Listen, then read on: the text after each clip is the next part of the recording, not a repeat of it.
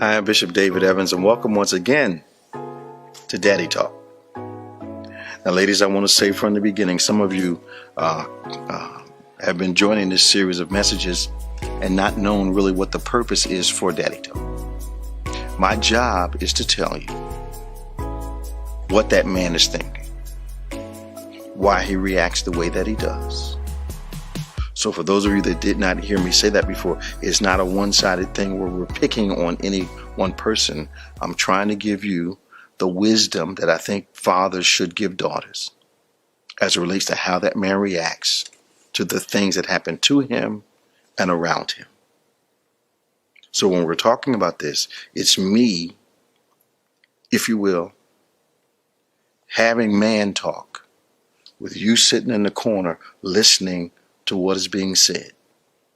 So you get a greater understanding as to why he reacts the way he reacts, why he thinks the way he thinks, just to give you a better handle on something that's very important in your life, and that's your relationships. So we've been talking in the past about some things, and I want to talk to you about a work ethic with a man. Okay. A real man's work ethic is not determined, never determined, by his continuing to work.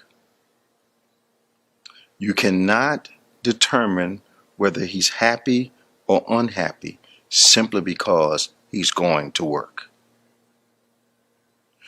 Don't limit his unhappiness to his productivity. If he is serious about his assignment, and what I call his assignment, the people assigned that he is to provide for, the people he's assigned to love, the people that are assigned to love him, if he is fulfilling that assignment, don't make the mistake of thinking because he works hard, he is happy. He can be absolutely unhappy. Get up and go to work. Do his part financially, work in the yard, and do all that and be sick in his heart. So what I'm saying to you, just because he's pulling his legs up to the table and eating, just because he's going out and working, sometimes doubles, don't mistake his sense of responsibility for his happiness. All right, now watch this now. Fulfilling his responsibility does not necessarily become the barometer for his happiness. He's working hard. You think, boy, he's really happy. No. He's got a good work ethic, knows he has to provide, knows he has to do what he's supposed to do. Conversely, if you have a man around you, father, brother, significant other, husband, boyfriend, and that man does not want to work, there's an issue. You fussing at him or you praying about a work ethic, you can't make him have one. Work ethic is a seed that's developed in a man, but it's not something a woman can create in a man. So if he's content to lay on the sofa with you going out of the house every day, eventually you're going to become tired of that. So no amount of fussing will create a work ethic for him. And I don't know a significant other that does not want a partner who has the will, who doesn't have the will to work. All right, let's take a look at one other thing.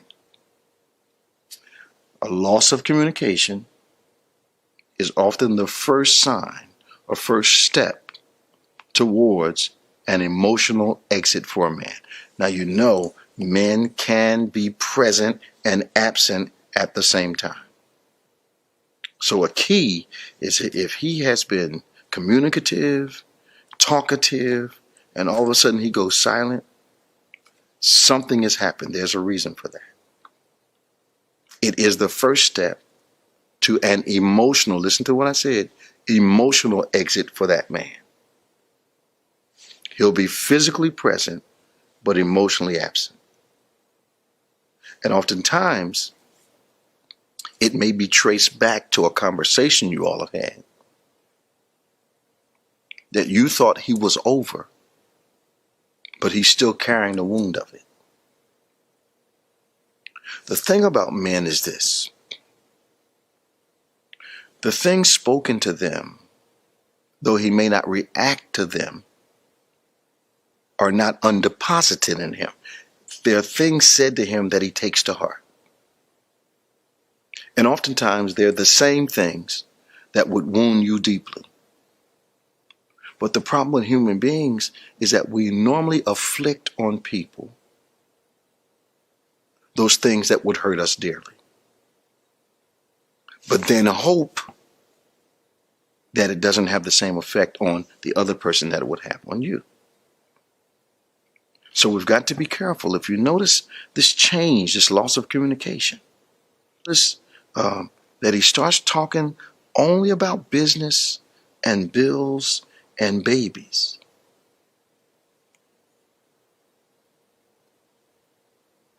There's something in his heart he's not revealing. There's a loss there. So what do you do? I remember counseling a couple once, and the young lady said that she wanted to be free to say whatever she wanted to say. And of course, the young man thought, well, if you want that right to speak to me and say whatever you want to say, he thought he should have the same openness and right and opportunity. But in this context, she was saying she wanted him to be accountable for everything he said to her. But she did not want to be questioned about what she was saying to him. So she would accuse him of analyzing and trying to psychoanalyze and all this when he would ask her questions about what she said. Especially if you've got a man that listens and can repeat exactly what you said. And then when he repeats it, you become defensive because he's actually listening. So you don't want to tell him, I hate you. And then he says, you just said you hated me. And then you say, I didn't say that. No.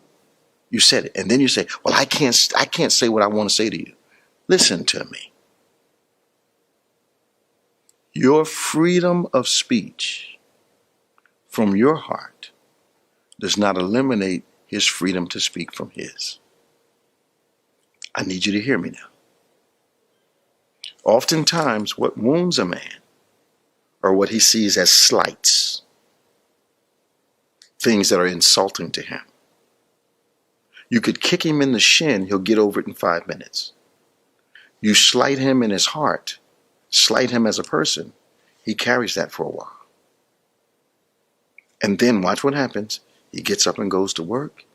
He's still talking about the things that have to do with business, but there's a subtle change in communication. Things that come from his heart, he may not feel safe communicating. And then one day you wonder, why don't you talk to me anymore? And then when he says why, you minimize his feelings on that matter.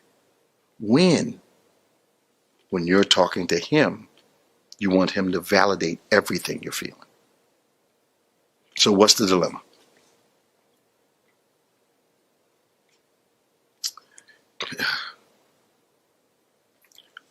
We often have a problem when we decide what the other person needs versus what the other person wants. He'll say, you just want that, you don't need it. You'll say, you don't need that, you just want it. Not knowing that what a woman needs is what she wants, and what a man wants is what he needs. All right, I hope I was able to help you today. This has been Daddy Talk. Write me, comment, ask your questions. I love how we're interacting.